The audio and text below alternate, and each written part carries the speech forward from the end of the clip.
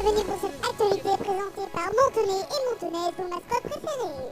Salut, c'est Montonnet, c'est pour vous présenter les actualités de la dépêche Montonnaise. Et oui, les actualités régionales mais aussi internationales. Alors n'attendez pas, écoutez-nous. Bonjour, bienvenue pour cette actualité présentée par nos journalistes de la Dépêche Montonnaise. Au sommaire, 53 départements en alerte orange grand froid. Oui, effectivement, Léo, plus de la moitié de l'Hexagone était tôt dimanche matin en vigilance orange grand froid. La chute du mercure ayant provoqué en soirée le report du match France-Irlande dans le tournoi destination pour cause de pelouse gelée à Saint-Denis, tandis que la Haute-Corse était sous la neige.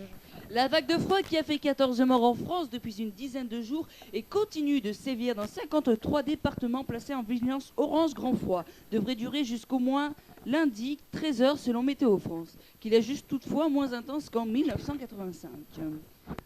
Alors que les premiers froids de l'hiver arrivent, le ministère en charge de la Santé fait le point sur les risques sanitaires liés au froid. Nicolas, les personnes vulnérables. Oui, effectivement, les principaux risques concernent les populations et les plus vulnérables, sans abri, personnes demeurant dans des logements mal chauffés ou mal isolés, jeunes, enfants, personnes âgées, personnes présentant certaines pathologies chroniques cardiovasculaires, respiratoires ou endocriniennes.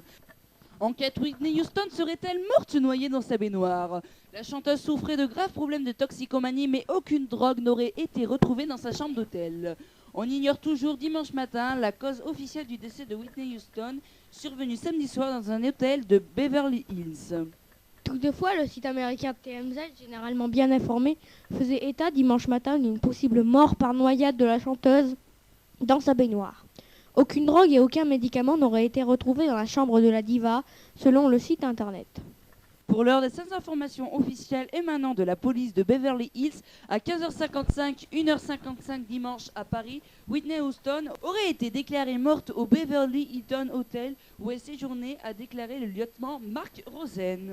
Nous vous remercions de nous avoir écoutés pour cette actualité du 12 février 2012 et nous vous souhaitons un agréable week-end.